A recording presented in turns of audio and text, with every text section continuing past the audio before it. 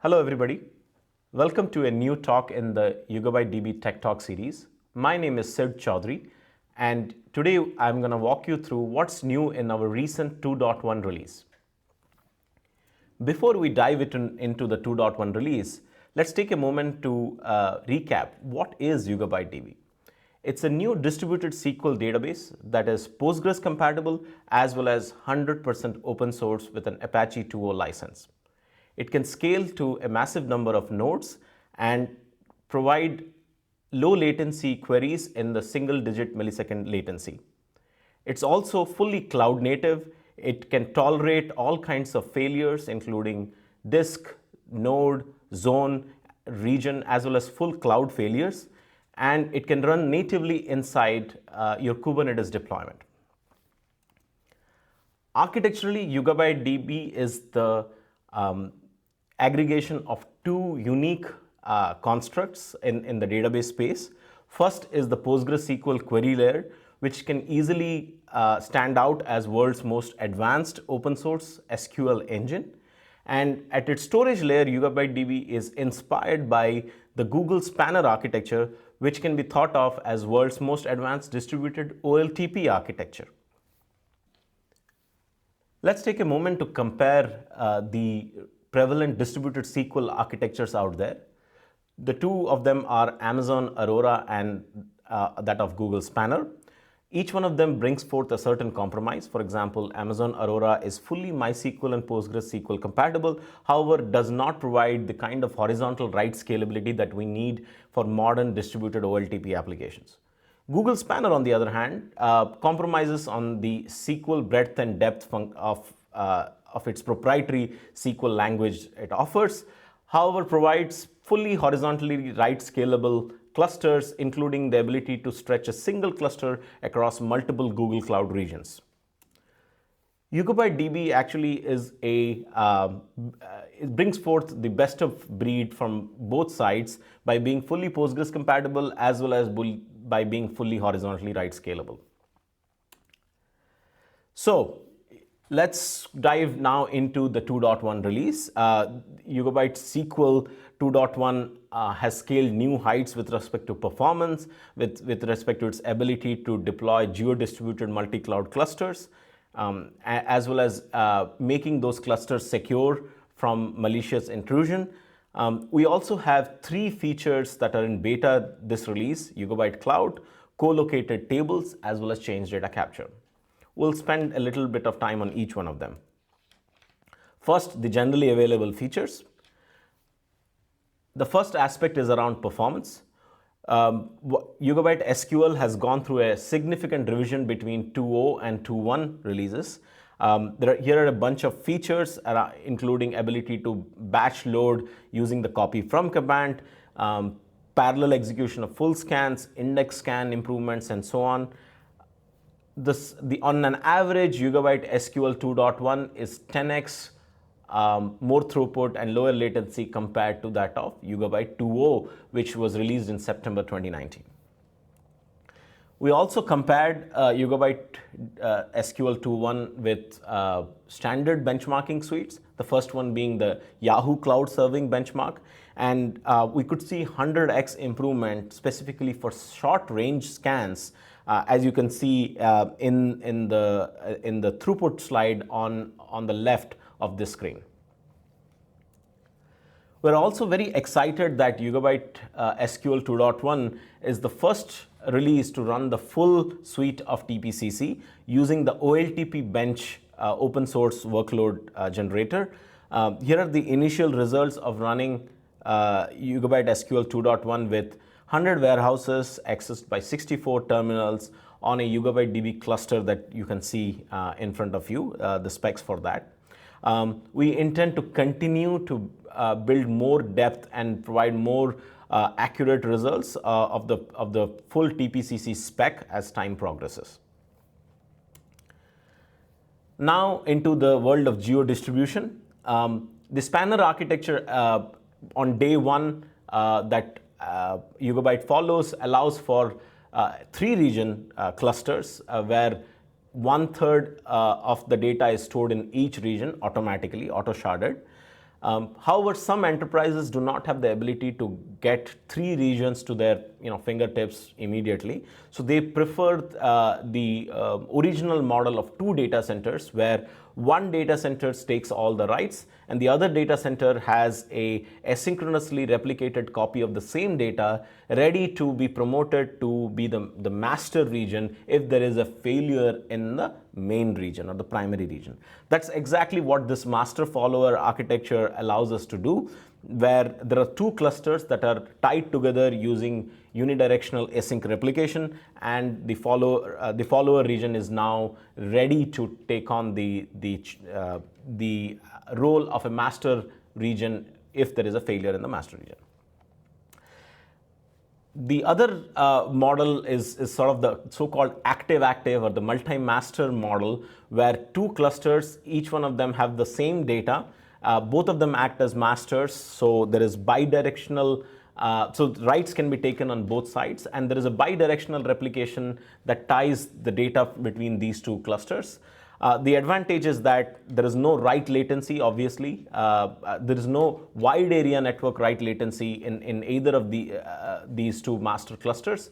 However, there is a last writer wins conflict resolution semantics that come into play.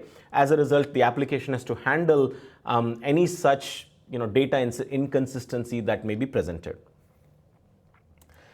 Last but not the least, the ability to spin up read replicas in far away regions so that remote region reads can be do not have to traverse all the way to the master region for serving the data, and that allows a lot of users around the world to read product reviews without necessarily coming close to the master region where the writes are taken. All these are available for to be deployed in the Yugabyte DB 2.1 release.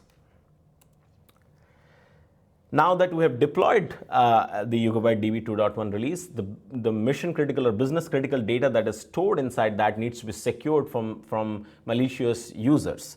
Now, there are 2 ways to secure. One is the need for encryption at rest, where the data that is stored on the disk now needs to be encrypted using a particular set of keys. And then the data that is now being transferred over the network between the nodes as well as the node to the client should also be encrypted. So these constitute what is known as encryption at rest and encryption in transit, in combination with the already existing features of authentication as well as authorization, role-based authorization. Now Yugabyte DB clusters provide total data protection when it comes to business critical data. Now let's take a dive into the beta features that have been introduced in this release so that you can start using them, learn from them, and be ready for their general availability in the next release. First is we're excited to launch our fully managed Yugabyte Cloud service so that you can deploy clusters on Google Cloud Platform as well as Amazon Web Services. Your initial account that you spin up comes for free with 5 gigabytes of storage, 3 nodes that are replicated across 3 regions, 3 zones of the cloud of your choice. And we, the Yugabyte operations team, handles the need for software patches, upgrades, all automatically without you needing to worry anything about that. So give it a try and let us know what additional features would you like in them. Second aspect is about co-located tables. So in a distributed SQL database like Yugabyte DB, what happens is if when you create a database and create tables inside them, they actually create what are known as shards on a per table level, and those shards or tablets get distributed across all the available compute. Now the benefit is that you can scale very easily, you can tolerate failures very easily, and so on. However, the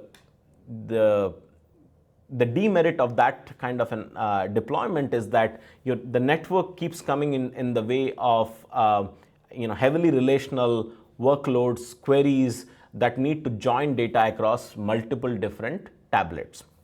So the solution to that problem is what is known as co-located tables, so that when you create a database in the SQL layer, you can say that it's co-located is true. That directs the database to create only one tablet for all the tables that this database is going to thereafter going to be created, so that there is the net benefit is that there is no network coming into the equation when there are multi-row or multi-tablet transactions being executed on this cluster. So very neat feature that allows to reduce network latencies and as such query latencies for the cluster. And as time progresses, if one of your tables do become big, you can split it with an upcoming feature, as well as on day one you can choose to not even have that table be part of this co-located database using an additional syntax that is already available in Yugabyte 2.1.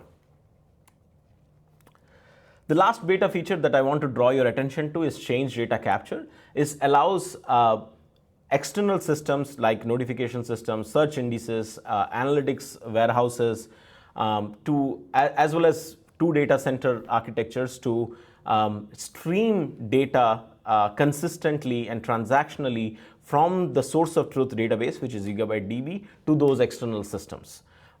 Change data capture continues to allow for these additional use cases to be available and deployable. So give it a shot. You can try that with a very common system like Apache Kafka, and then use Apache Kafka to take data out to any other system that you would like.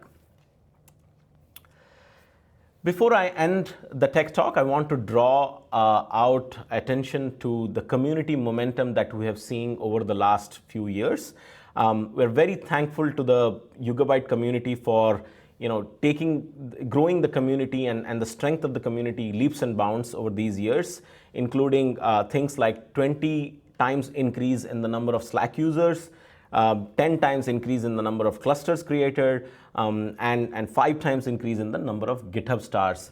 One metric we're also especially excited about is the number of committers, growing 3 times over the last couple of years. Over the last year, actually, and we hope to see these numbers continue to grow as feature-rich releases like Yugabyte 2.1 get deployed, get used by more and more of our users. That brings to me the end of this tech talk. I would recommend you to go out and try Yugabyte 2.1 either on premises using the download.yugabyte.com site, or on the cloud using the yugabyte.com/cloud site, and let us know your feedback, your questions, your concerns. We're always available on our Slack channel, yugabyte.com Slack. With that, thank you.